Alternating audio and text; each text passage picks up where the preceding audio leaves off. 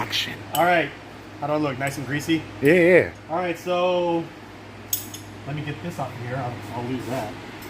Just finished the CV axle on this. Let's go look at the Accord. Got some good news. Don't mind the mess, y'all. Got some good news. The throttle body, it just shipped, and since they're in Baton Rouge, which is right down the road, it's going to be here tomorrow. So, this is ready. All we're missing is the throttle body. Once I have the throttle body, I can port the intake manifold to match. Then I can do the injectors, the fuel rail, all that stuff. Right now it's just it's loose, but what I've been working on was the charging system. So these cables, this is the starter and alternator cable, nice and clean from the factory fuse panel. Yeah, and then it goes down into here. So there's the alternator, starter, and then power wire is also nice and clean to the shielding the battery tray. So that is those are GSXR 750 rotor rings, and we had to move the battery. So the battery normally was over here, but since everything is backwards with a K-swap, battery has to go there. And check out my 2004 Toyota Avalon coolant overflow tank. I went through so many freaking cars at the junkyard looking for a coolant tank, which was modular. It's a good standard shape. It fits perfectly here. It's just mounted with one little side bracket on a bolt. So actually, just for FYI, this would be good for a lot of swap cars or anything where you need a universal coolant tank. But the fuel lines are done. This is a brake booster. I may redo this. So this is the original line, and then it converts to AN, and it comes down to the ass end of the intake manifold here. This is my vacuum source for the brake booster. Let me know what you guys think in the comments if this is too tacky. So like this, I want to maintain the check valve, but the brake booster itself, the barb is down here, and it comes up and across. So I could just come straight out the back, out the front, with a straight hose, but I don't know. At the same time, I like that it's supported by the OEM bracket. But exhaust is fully done. I did have a snafu with the headers because I did leave the tape on the exhaust ports, and there was also shop towels in there, so I had to drop the header. Not a big deal, but the exhaust is fully welded. I have 2 resonators and a Yonaka muffler, so it should be pretty quiet. What's up? What's up, Bobby? Okay, here, just pause it. I think we're talking about the exhaust. Yeah. So it's got 2 resonators and a Yonaka muffler. Hopefully it doesn't have any drone, not too loud. I'm too old for that shit. But let's check out the exhaust. Man, you gonna give it all to him? Yeah. No. So I was gonna. Yeah, you can see it. Yeah. Yeah, it's stock. I think that's what 1.5 inch. No, that's like 2-inch exhaust. Yeah. Maybe. So, no. Well, actually, no. So let's show them down here. All right, let's go down here. On the side. Hold on. You need a light?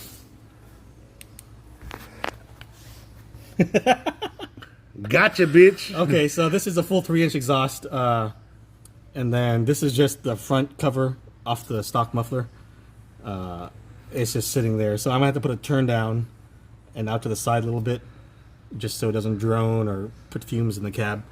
But that's it. Like, that's the whole point of this car. I mean, you can see here on the wheels. So they look like these are the factory 14-inch hubcaps, but they're in a 16-inch Steely out of a Sentra, like a 06 to 11 Sentra. So these are 16-inch rims with 205, 50, 16 Continental Extreme Contact DWS 06 Plus. So that's a performance tire, but it looks like a clapped out Grocery getter. I mean, not even a grocery getter. Like, no offense if you have a Honda Accord, but the only people that drive these, they drive them because they have to, not because they want to. Right? Am I right? But yeah, so these are Acura MDX hood struts because, you know, only the poorest have prop rods. This is a non-OEM hood, complete with period correct patina and peeling clear coat, peeling paint. But No prop rod. So yeah, that's pretty much it. The throttle body comes in tomorrow, so hopefully we can do a major update on that. The cooling system is done. This is an actual Accord radiator, TSX hose, Civic SI 0305 lower hose, fucking CRV, thermostat. I mean, this whole car is everything that shouldn't be in this car. Coincidentally, this strut bar, or actually it's a shock bar because there's no struts on this car. This was supposed to be for this car, but it was too long, obviously, because China. And we had to weld or cut this and weld it and paint it so it fits. But, oh, let's look at the interior. The interior is almost done. I just got to make a cover plate for where the stock radio was. And so this is going to be covered up with a carbon fiber plate. We're going to hide the Bluetooth stereo. All we're going to have is a USB charger and a volume knob. And so these are Scion FRS seats out of a 2017, I think I pulled them out of. That is the 04 Accord shifter base and shifter cables with a 08 Civic Si, a Mugen Civic Si shift knob. And it all fits under the stock shift boot and console. My buddy 3D printed me a little insert here that clips into this, and it'll take up this little gap here, so that I think that'll look pretty cool. But Momo steering wheel, Monte Carlo, because it's a 90s Honda and that's the law. The back seat, I think we talked about we were going to do a X-brace, right? Yeah. Some kind of just support, a bolt-in support. We're going to use a pre-existing threaded nut or welded nuts. So this needs to be cleaned up, but I'm probably also going to buy carpet to match this carpet. And then I'm going to carpet the bare metal because I cannot find a rear seat. I've looked through.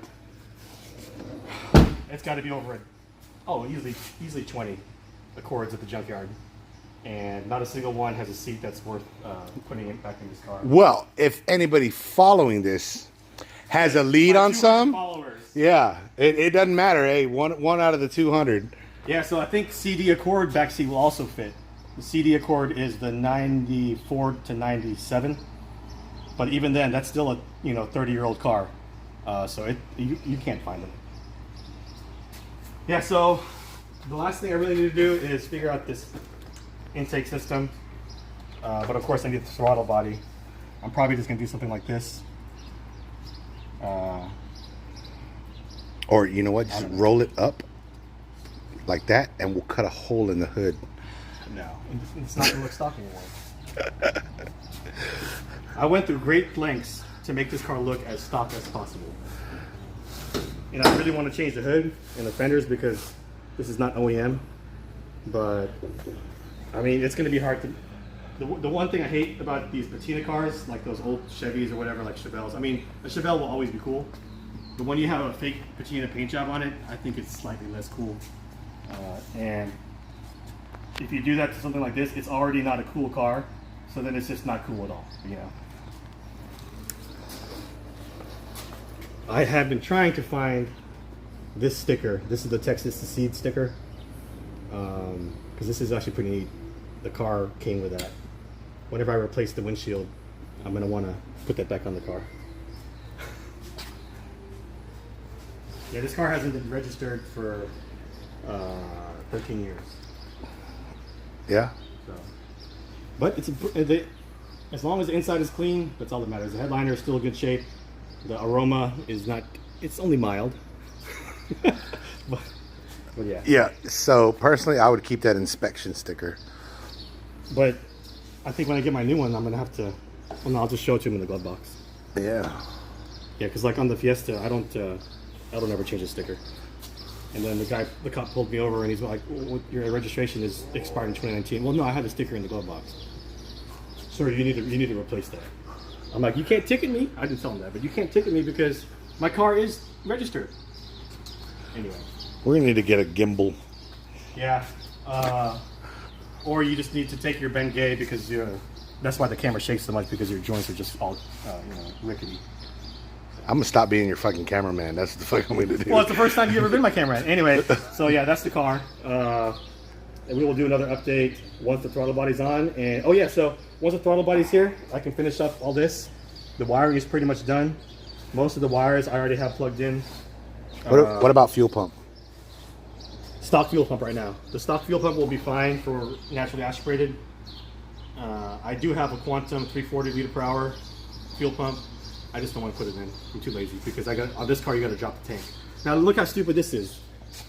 Japanese engineers. So there is. No, it's right here. You can't see it, but there is an access panel right here through the floor to the gas tank. But what does it access? The fucking sending unit, not the pump. To get the pump, you got to drop the tank. So actually, I think whenever I drop the tank, I'm going to cut a hole in the floor while I'm down there. Just so that in the future... I would cut a hole in the floor before you even get down there. No, because I don't know where the pump is. Oh. When I have the tank down, I'll know where the pump is. So. Yeah, I don't know if these are original fenders, but the car's definitely been in an accident. It's missing a lot of bolts. But that's weight reduction stage 1. So. Yeah, I don't know how much this car is going to weigh. I'm thinking like 2,600 pounds. You think? Yeah, the curb weight on it is just under 2,800. I actually had to lower these front shocks because there's a lot less weight than OEM, which it kind of makes sense because the F22 is aluminum block with steel liners, but I guess it's aluminum head also. So I don't know where all the weight went, but anyway. Yeah, just got to finish up the wiring and then we can fire it up for the first time. I got to pass the, I should have done that today, the main loom through the firewall and then figure out a spot where to mount the ECU under the, it's going to go in the same spot. What are you doing for ECU options? So it's going to get a Link G4X. It's a plug-in ECU. It's a full standalone, but it plugs into your body harness and chassis harness or the engine harness or whatever. So it will allow me to maintain, or it'll keep everything. My headlights, my dash, all my controls and everything inside the car. So you're going to be able to utilize the current dash? Yeah, everything should work. Speedometer, I'm going to do off of a rear wheel speed sensor. So normally they do a countershaft speed sensor on this transmission. The car likes one off of the flywheel, or the computer does. And then off the countershaft, apparently with the Link, it can't read that pulse width. It's too high of a frequency. So I think over like 120 miles an hour, it loses sync. So I have rear wheel speed sensors off of ABS car that we're going to use. I got to wire that up for the speedometer, and then we're going to use the rear wheel speed for the speedometer. If I do all 4 sensors, then we could do traction control, but you know what? That's way down the line. I have the sensors. I've got them from different Accord, but my front spindles are not ABS spindles, so they do not have the provision to mount the wheel speed sensors. So I don't want to fuck with that right now. So it's going to stay wheel speed sensors only on the rear. But once you have 4, then you can play with the traction control stuff and launch control, and whether you want to pull timing or pull boost or fuel. Usually not fuel. You want to normally pull timing first until the tire stops spinning. But the only way they know that is to monitor all 4 wheels, then you know exactly which ones are spinning. But that's also how you have stability control. Because like as the car starts to understeer or whatever, then it knows that it needs to apply the brakes on that one or this one or anyway. So actually even with Link, it can't apply brakes, but it can pull timing. So the Link it's pretty advanced. It's probably more advanced than I need, but it allows you to grow with a turbo. Oh, here, let's look at the turbo.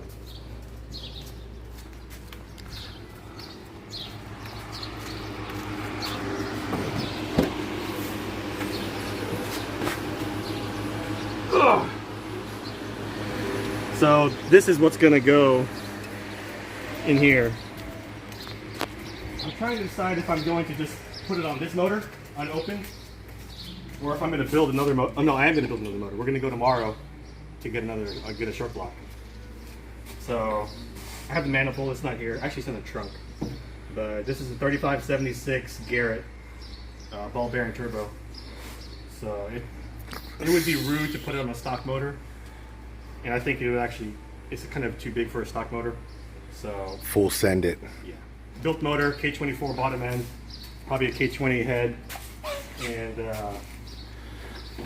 I mean, honestly, stock motor can handle 450 to the tires safely, which honestly is too much for this car. But you know what? You gotta have 600. Respectfully. Yeah, because I mean, if I'm gonna troll a scat pack, I don't just want to be next to them. I want to gap them Oh. And we're going to gap them for what? for badges. For fucking badges. I'm gonna pull that badge off his car. No. We add insult to He's gonna pull it injury. off. Yes. He's gonna pull it off. Yes. And then we're going to do the same when We're gonna get when we build the Mini. We're gonna get shot. Fuck Those it. those Mopar boys don't play. It's cool.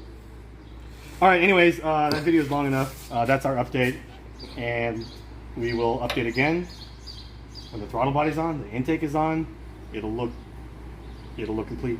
I got to figure out how to do this because I'm gonna put a breather here, but the clearance is so low that even if I just put a little round cleaner breather, it's gonna hit the hood. The hood clearance is so low, I had to cut the top of the dipstick off and the top of the oil filler cap. And then I also had to move the brake booster nipple because you can see I had to cut the hood also, the webbing in the hood. And it still barely clears. I think I have maybe half an inch clearance to the motor. And this motor is also on the low setting. Luckily the car is not too low, so I don't have oil pan clearance issues, but on those fancy boys cars on the low setting with a slammed car, you risk the oil pan hitting the ground. So, not hitting I mean, it's just, Scraping. you don't want your oil pan 5 inches off the ground. Yeah. I'm not about the low life. So, all right, guys. For the 17th time, that's the end of the video. Thanks for watching.